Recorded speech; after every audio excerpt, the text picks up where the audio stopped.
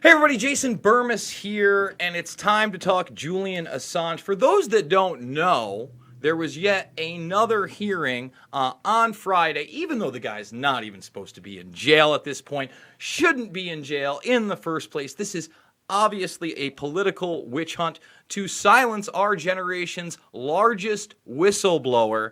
And to talk about that with me is Taylor Hudak of Action4Assange. They do a live vigil every Wednesday night, and it's a very important one, talking about the subjects that our mainstream media seems to ignore, obfuscate, and really demonize because they don't like free speech and they don't like accountability.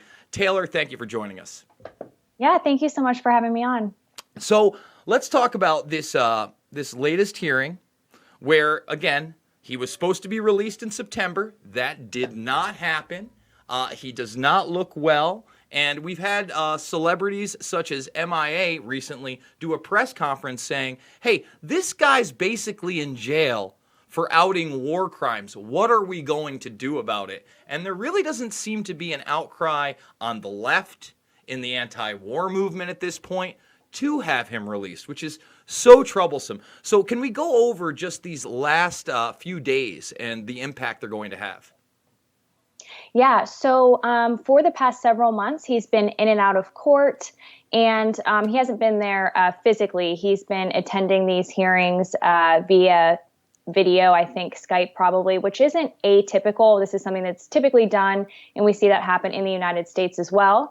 But on Friday, yesterday, there was a hearing, and basically not a whole lot was determined from that hearing, but what we did learn was that there will be another hearing where he will attend in person, and that is going to be on Monday, October 21st. And he will appear physically in court.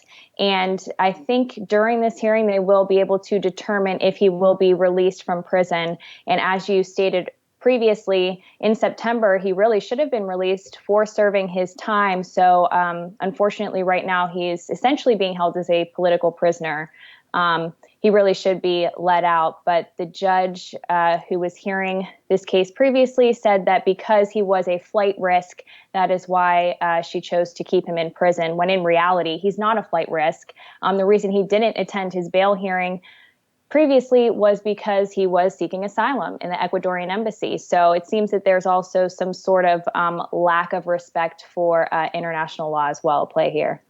So my real question is, let's say they release this guy. Is he literally, the moment he gets released outside, wrapped up, taken into another dark truck, and then extradited to the United States illegally? Is that a possibility? I mean, to me, all bets are off when you have a 14-count indictment of imagination land, of criminalizing free speech, of criminalizing publishing, of encouraging people like Bradley Manning at the time and now Chelsea Manning to release those ever important documents that exposed the wretched abuses that were going on in Abu Ghraib, Guantanamo Bay, and other black sites. The wretched abuses by our military taking out journalists on the ground from C-130s. Without him, we would have none of this. So let's say we actually get a judge that says, let him go. Is that a good thing? Absolutely, it is a good thing because he will have a chance to prepare his case with his attorneys, which is something that he can't do right now. He is in Belmarsh prison, of course, which is the Guantanamo of the UK, is what many people like to call it.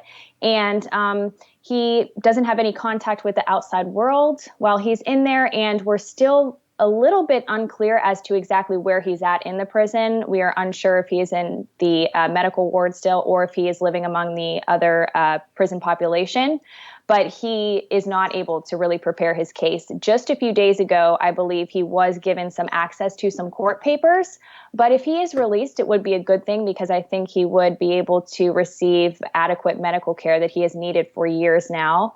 And he will be able to also enjoy somewhat of a normal life, I guess. And what I mean by that is he would be able to somewhat live freely. However, I do believe that he would be heavily surveilled by intelligence agencies and the police if he were to be released. Well, I think that that's goes without a very saying, high possibility. I think that goes without saying. But I just got to be honest. I mean, I think it's a lose-lose at this point. I think you're kind of being, I don't know, optimistic. I guess we kind of have to be optimistic. They were spying on this man's bathroom habits. Well, we want him out. Yeah, That's the yeah. thing. We'd rather have him out of that prison than still there. So, because he'd be better off out. But of course, you're right to say that he's not going to have this, miraculous life outside of the prison. He is still going to be surveilled and not treated very well, but he's better out than he is in the prison. Well, I would just hope that some kind of an Edward Snowden situation would go about this process so he doesn't get extradited to the United States illegally. I mean, they're calling him a cyber terrorist everywhere. There is no debate outside of Tulsi Gabbard saying that she would exonerate he and Edward Snowden of any types of crimes on the left, and they don't want her in the debate. So you have 9 or 10 people running for president where this isn't an issue. He's a criminal. He needs to be tried as a terrorist.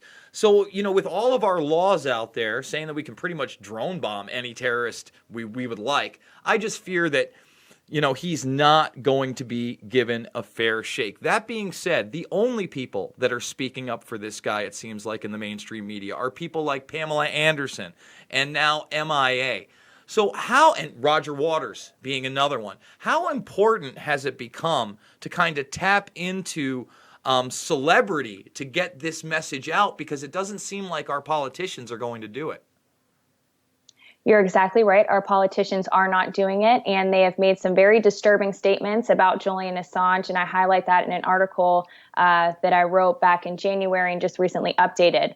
But you're correct in saying that it is very, very important and imperative for people like MIA and for people like Pamela Anderson with these huge platforms and many, many fans to be speaking about Julian Assange, because essentially what happens when they do so is that they act as the media.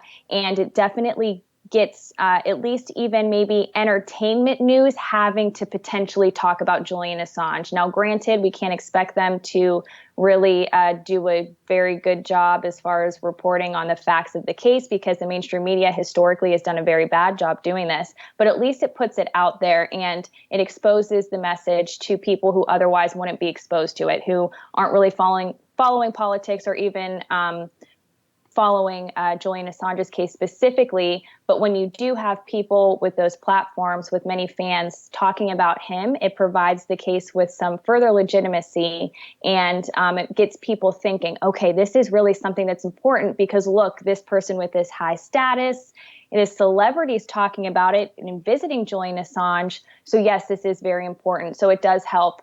And I would like to see more celebrities who support Julian Assange and who claim to, support a free press and free speech and other related issues to really stand up and speak out about this, because when they do so, it's very beneficial for his case and for others who are whistleblowers and activists and journalists who may be experiencing similar persecution.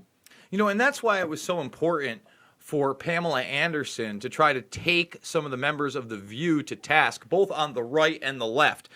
You had, and I spoke with your co-host, Christy Doff, about this earlier this week, but you had on one side Meghan McCain, daughter of a warmonger, calling him a cyber terrorist, going for the throat, actually yelling at the audience when they applauded what Pamela Anderson had to say. Oh, please, sir. Like the demon she is. But then on the other side, you have somebody who's supposedly on the left, Whoopi Goldberg, being like, he hurt people. He hurt people. And all I can say is, well, actually, no. He exposed the people that hurt people. He exposed the people that endorse torture. He exposed the people that are behind the drone programs that kill innocent men, women, and children every single fucking day. And for them to tag team her in that respect, is there any media venue that you see in this country that is now willing to give Julian Assange a fair shake? Or is it just no dice? Yeah, so no, I don't think any mainstream media is willing to give Julian fair coverage at all. It's really on independent media to step up and cover this case, because it's very important. And I'm grateful that you are doing so. And there are some other platforms that have been covering Julian Assange's case.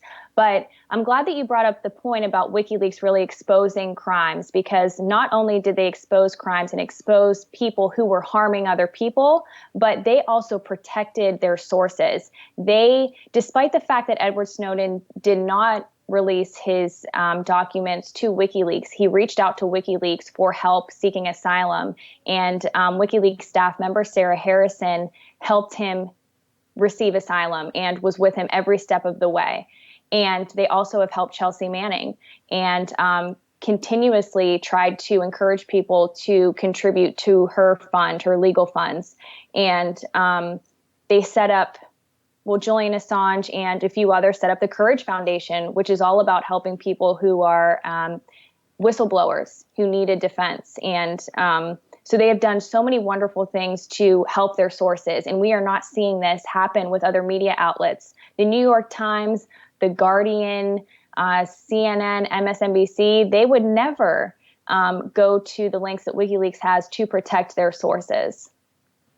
I don't think I answered your previous question, but I did want to. Well, no, you did. You said there aren't any mainstream media sources. I mean, that's a pretty good answer. So let me follow that up with alternative media sources, right? Mm-hmm. Unfortunately, you have the biggest names in alternative media. I'm not going to throw their names out here now, but so far behind Trump that they refuse to take this as an issue. When Trump ran on, you see the WikiLeaks, you love the WikiLeaks, got to get the Wiki. Have you seen the WikiLeaks? And then as soon as Assange is arrested and let me say it again, one journalist, one time, asked him about the situation. There's been zero fucking follow-ups on this.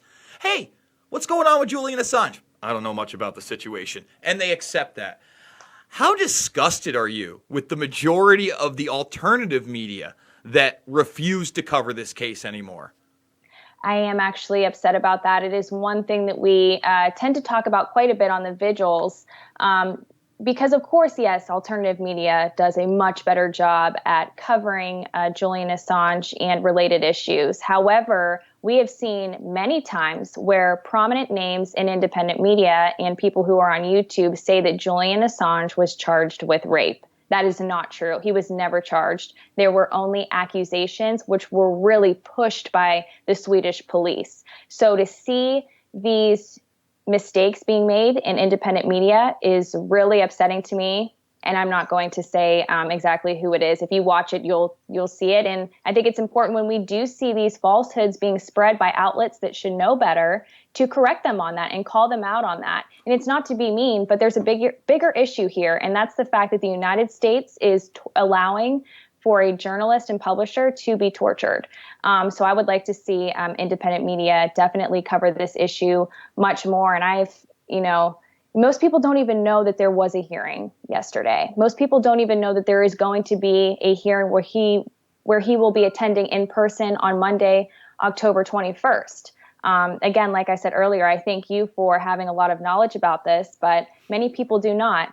One exception to that is Savage Joy with Real Progressives. She'll talk about Julian Assange and is quite knowledgeable on the case, but many people do not cover it as much as they should.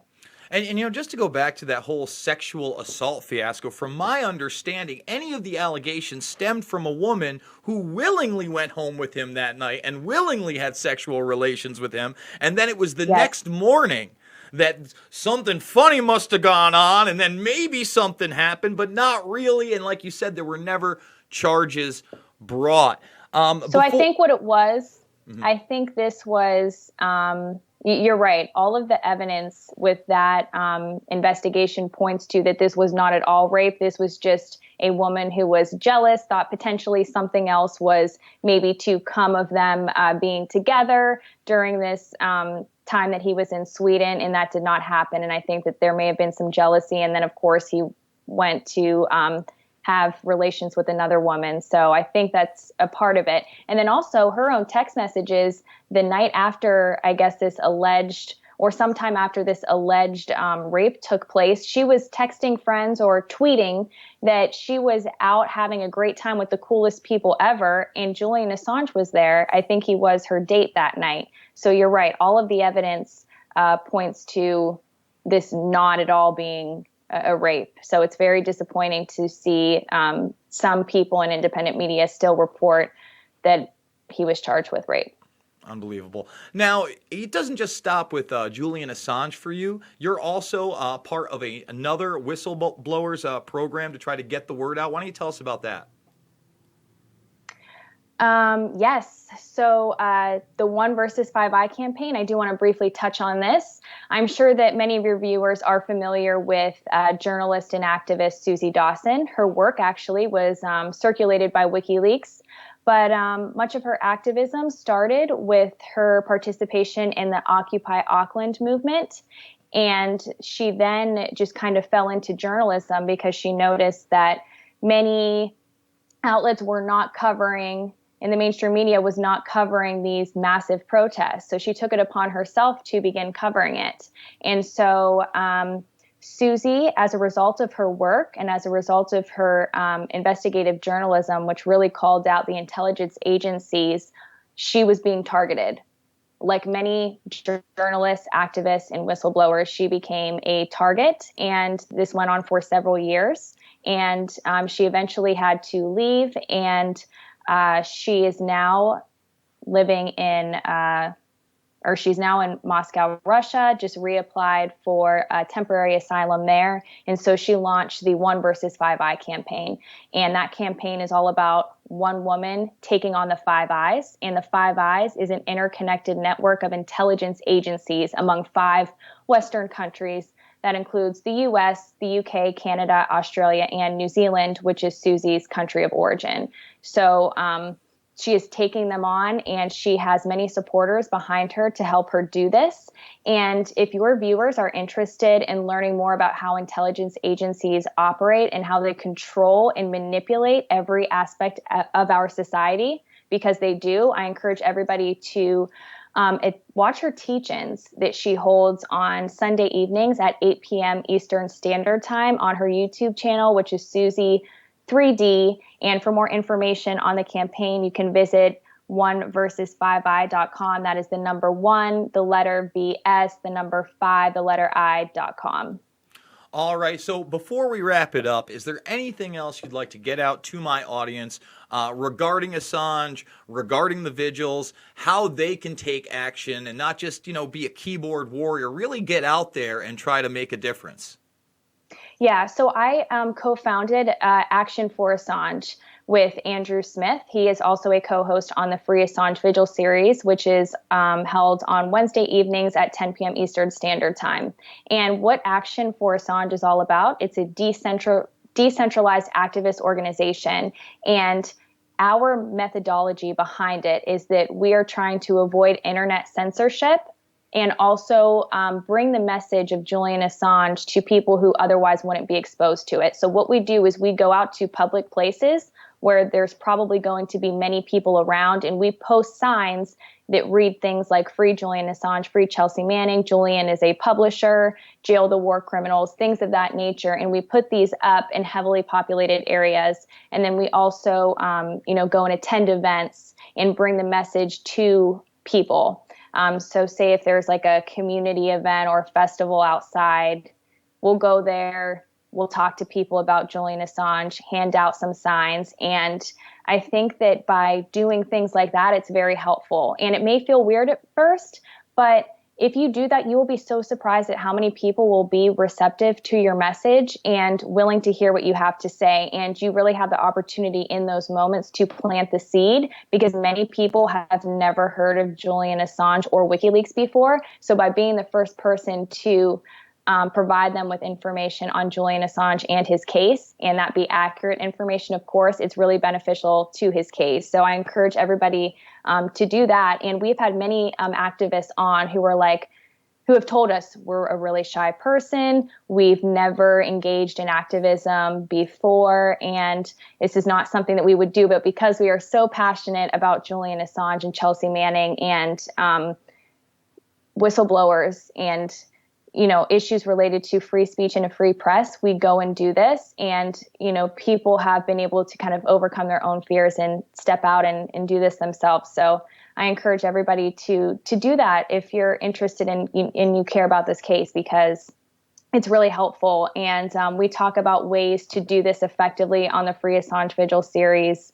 And so if you do check those out, you'll be able to see more ways to get involved. Also, you can send Julian letters as well to prison. That helps him mentally, because it definitely uplifts his spirits. And we have tips on how to do so on Action4Assange.com, and on our YouTube channel. We have actually a video that describes, tips and best practices for sending letters to Belmarsh prison, because there's a very strict process you have to go through as far as what you're going to fill out.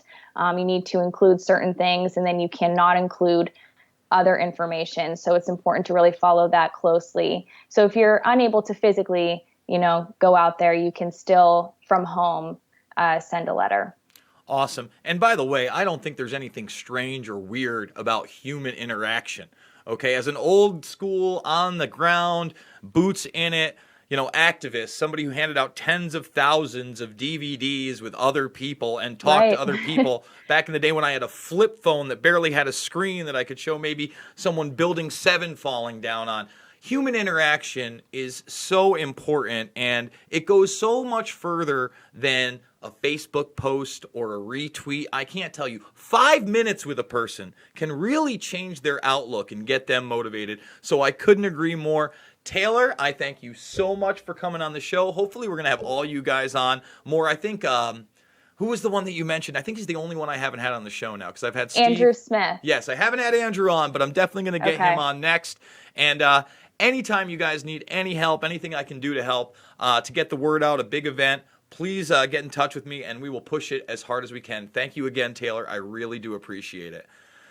Absolutely. Thank you so much. You got it. Everybody, that is Taylor Hudak, and another great person that is doing good things here, doing good things for everybody, in the sense that we need more people that are going to get out and get involved. When we have to get people like Julian Assange a fair shake, when we have to say, no, a publisher should be able to publish any material he or she pleases, whether or not it exposes the corruption of a monolithic military-industrial complex or not. Folks, if you enjoyed this video, please give it a thumbs up right now. Thumbs up. Share it with others.